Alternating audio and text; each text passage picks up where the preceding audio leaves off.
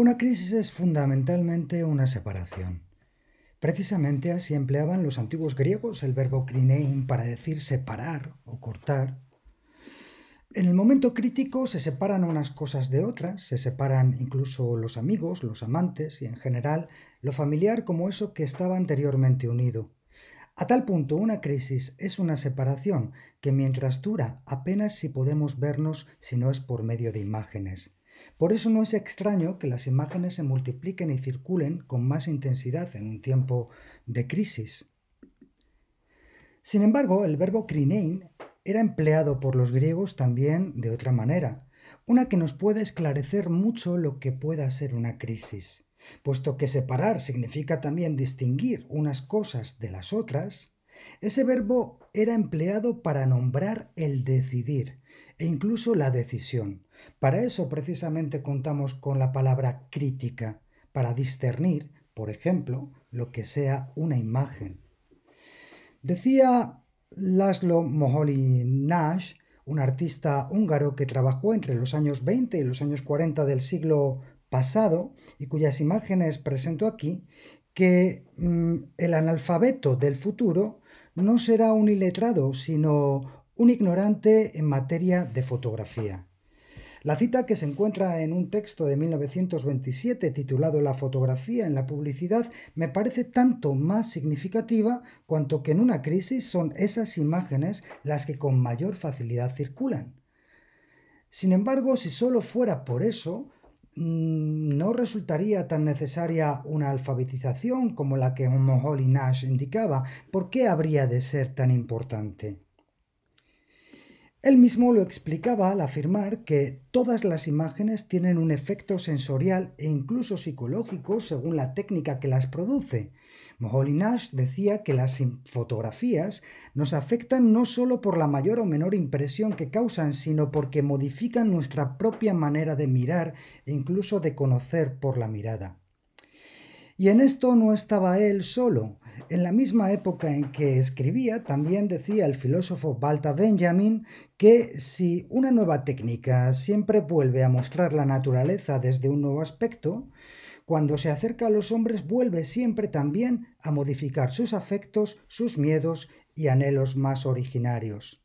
En tal caso, cobra mayor sentido la premisa de Moholy-Nagy que el propio Benjamin citó en varias ocasiones. Insisto, el analfabetismo del futuro no será el del inexperto en la escritura, sino el del desconocedor de la fotografía. Benjamin abordó esta pregunta que os propongo al menos en dos ocasiones. Primero, al hablar de Karl Bosfeld y su libro Urformen der Kunst, formas originarias del arte.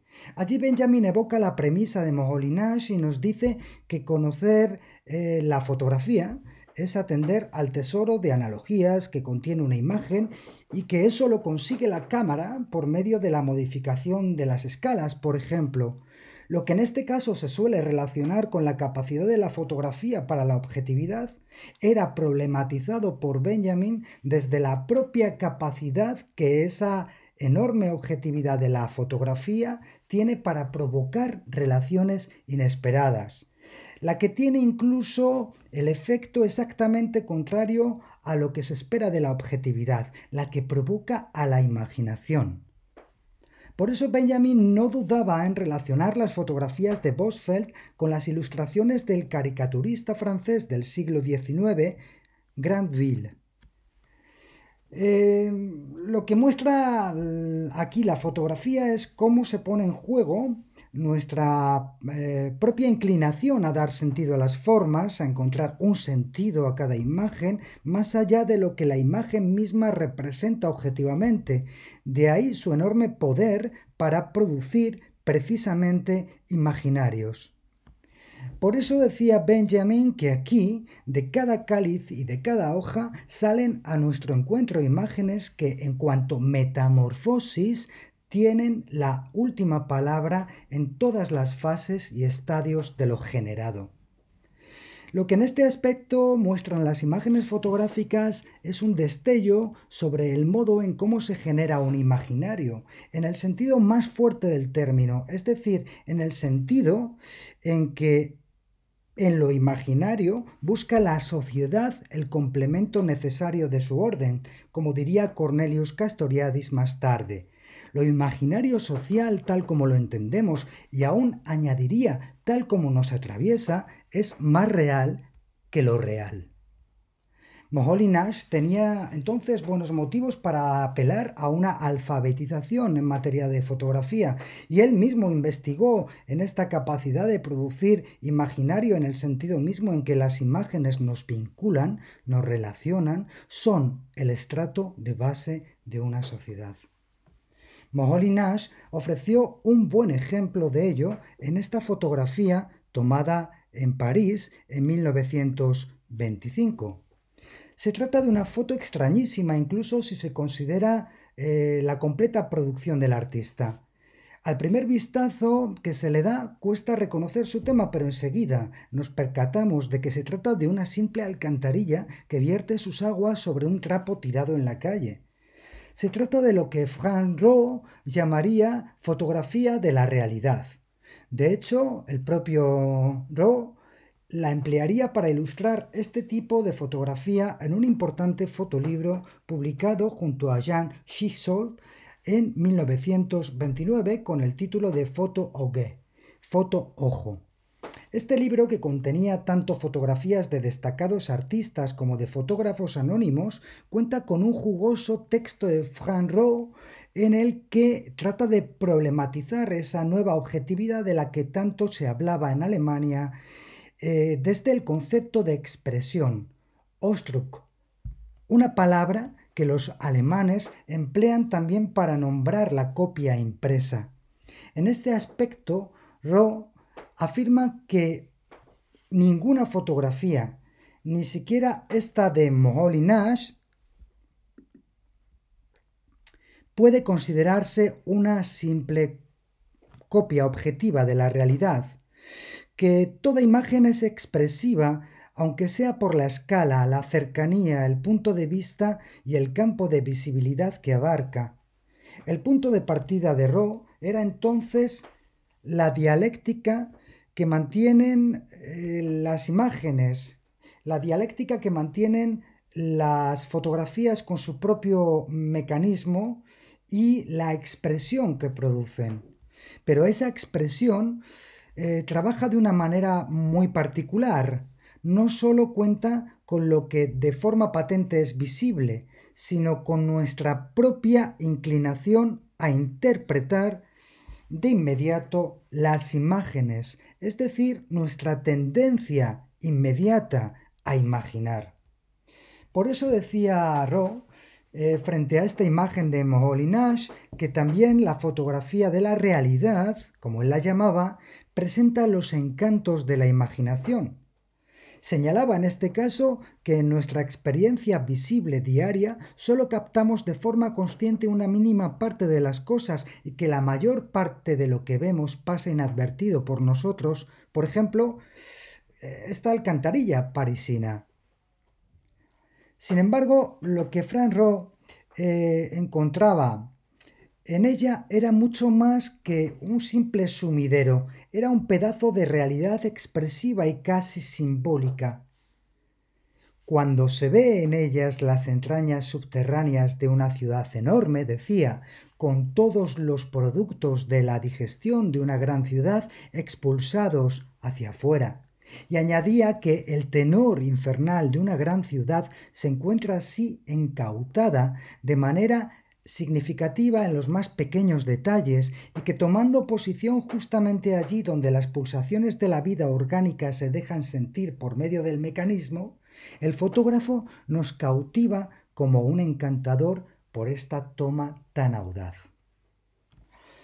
También esa misma capacidad de las fotografías para constituir nuestro imaginario, fijaos, están presentes en cómo tendemos a buscar los pequeños detalles, esas minúsculas chispas de individualidad que porta la imagen, las chispas, como decía Benjamin, del aquí y el ahora con que la realidad ha abrasado la imagen y nos incumbe más directamente.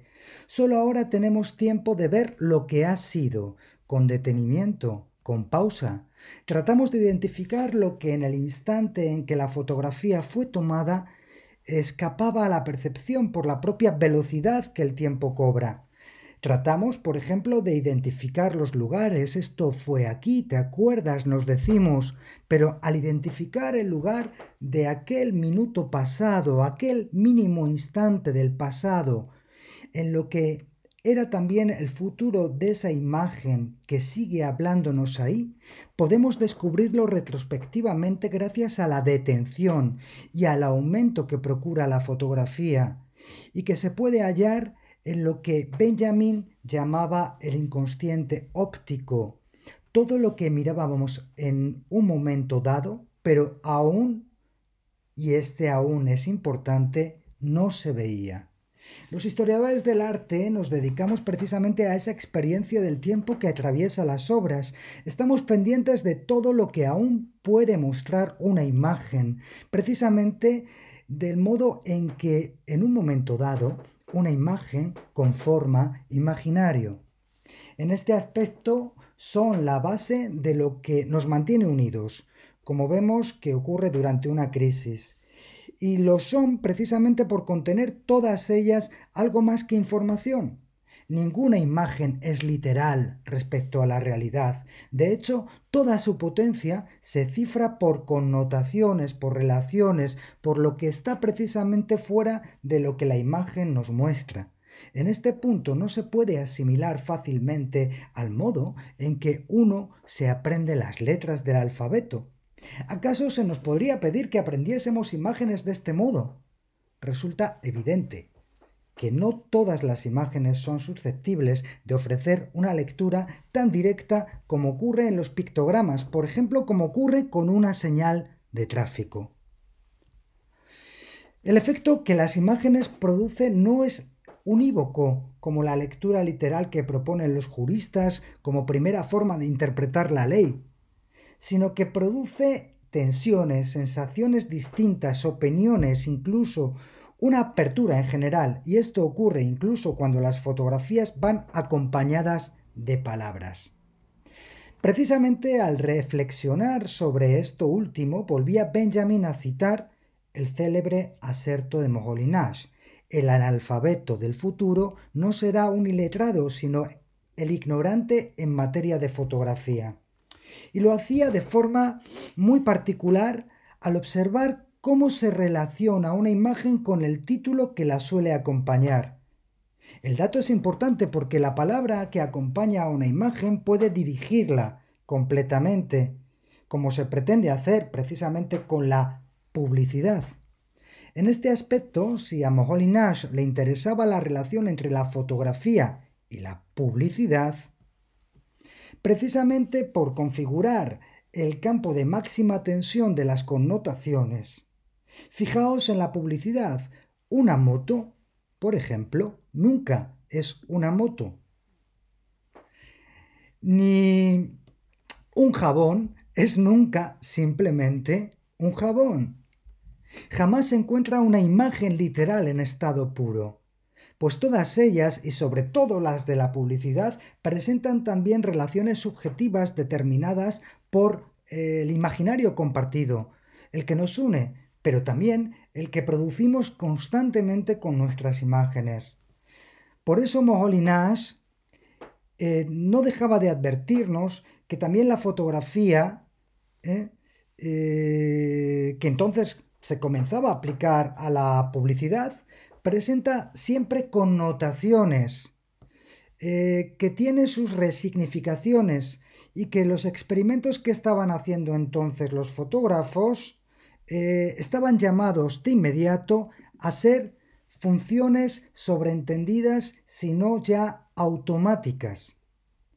Por eso mismo, insisto, es tan importante considerar el analfabetismo ya no solo en materia de fotografía, sino en materia de imágenes, porque las imágenes no solo nos unen en un tiempo de crisis, sino que también dirigen el elemento social. En este aspecto es necesario introducir una crítica de las imágenes en la medida que cristalizan su significado, en la medida que cuando se vuelven clichés, también adquirimos nosotros esa misma condición de cliché. ¿Qué hacer entonces? ¿Cómo conseguir zafarnos de ese analfabetismo de las imágenes? Aquí podríamos proponer, me parece, al menos dos cosas en base al propio trabajo de Mogol y Nash. Primero, porque si sus fotografías fuerzan de tal manera los puntos de vista, es porque consigue desfamiliarizar, por así decirlo, la realidad. Primera opción, entonces, se trata de romper con esa familiaridad que parecen tener las imágenes, hasta las más divertidas. Se trata de romper con la impresión de que todo ha sido visto.